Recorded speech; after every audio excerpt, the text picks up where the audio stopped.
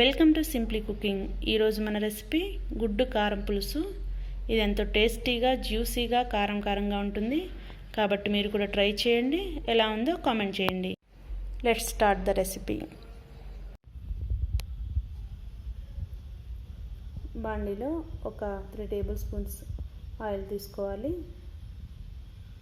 Oil కొంచెం వేడైన తర్వాత ఒక 1/2 టేబుల్ స్పూన్ పసుపు వేసి కొంచెం కలపండి. ముందుగానే ఒక 4-5 ఎగ్స్ ఉడకబెట్టుకోవాలి. ఉడకబెట్టి పొట్టు తీసిన ఎగ్స్ని ఆయిల్లో వేసి లైట్గా ఫ్రై చేసుకోవాలి. ఆ ఎగ్స్ యొక్క పై లేయర్ కొంచెం కలర్ చేంజ్ అయితే సరిపోతుంది.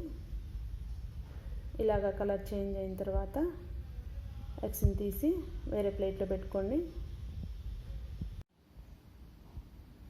ఫ్రై చేసిన ఎగ్స్ని తీసుకొని నైఫ్తో ఇలా మధ్యలో చిన్నగా ఘాట్లు పెట్టుకోండి. మీకు కావాలంటే 4 సైడ్స్ కూడా ఇలా చిన్నగా కట్స్ చేసుకొని పెట్టుకోవచ్చు. ఎగ్స్ ఫ్రై చేయగా మిగిలిన ఆయిల్ ఇది. అందులో ఇంకొక టేబుల్ స్పూన్ ఆయిల్ యాడ్ చేశాను. ఆయిల్ వేడెక్కిన తర్వాత 3 లవంగాలు, 1 ఇంచు దాల్చిన చెక్క వేసి బాగా ఫ్రై చేయండి.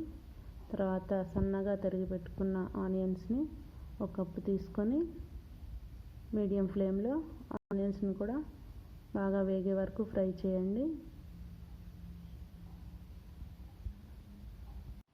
ఆనియన్స్ కొంచెం ఫ్రై అయిన తర్వాత అందులో 3 పచ్చిమిరపకాయలు ముక్కలుగా చేసుకొని వేసుకోండి. వాటిని కూడా కొంచెం ఫ్రై చేసిన తర్వాత 3 టమాటాలు ముక్కలుగా కట్ చేసుకొని వేసుకోండి. టమాటోలు బాగా పండినవి తీసుకుంటే గుజ్జు బాగా వస్తుంది. టమాటాల్లో ఉప్పు ముందుగానే వేయండి, ఎందుకంటే ఉప్పు వేస్తే టమాటో ముక్కలు బాగా మగ్గుతాయి.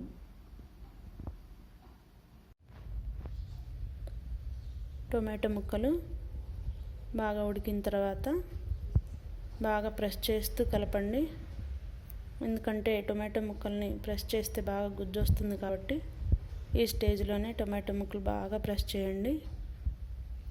గుజ్జు అయ్యేంత వరకు ప్రెస్ చేయండి.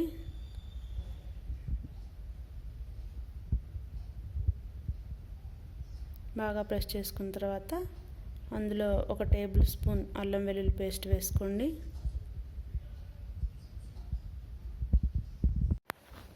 1 టేబుల్ స్పూన్ ధనియాల పౌడరు, 1 టేబుల్ స్పూన్ జీలకర్ర పౌడర్, తర్వాత 1/2 టేబుల్ స్పూన్ గరం మసాలా వేసుకొని బాగా కలుపుకోండి.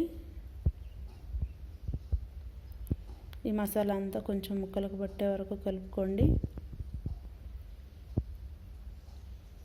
అందులోనే 1 టేబుల్ స్పూన్ కారం వేసుకోండి.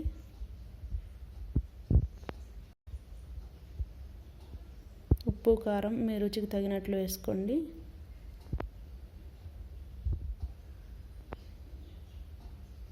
అందులో 250 ml వాటర్ పోసుకోవాలి. మీరు కర్రీ ఇంకొంచెం ఎక్కువ చేసుకోవాలంటే ఇంగ్రీడియంట్స్ అన్నీ కొంచెం క్వాంటిటీ పెంచుకోవచ్చు. మూత పెట్టి కొంచెం సేపు మగ్గనివ్వండి. తర్వాత 1/4 కప్పు చింతపండు రసం తీసుకొని అందులో పోసుకోండి.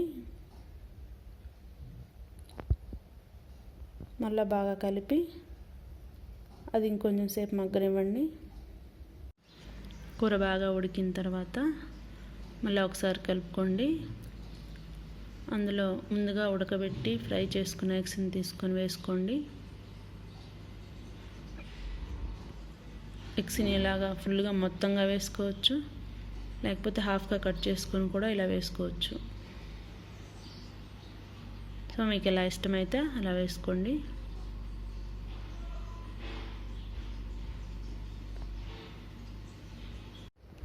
కూర ఎగ్స్ ఇలా బాగా కలిసేంత వరకు కలుపుకోవాలి.